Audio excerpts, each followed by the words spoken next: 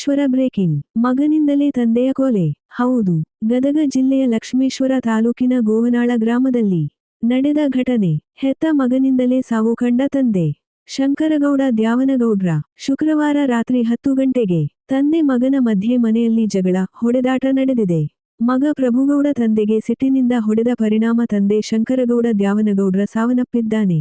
ತಂದೆ ಸಾವಿಗೆ ಕಾರಣವಾದ ಪ್ರಭುಗೌಡ ದ್ಯಾವನಗೌಡ್ರ ಲಕ್ಷ್ಮೇಶ್ವರ ಪೊಲೀಸ್ ಠಾಣೆಗೆ ಬಂದು ಶರಣಾಗಿದ್ದಾನೆ.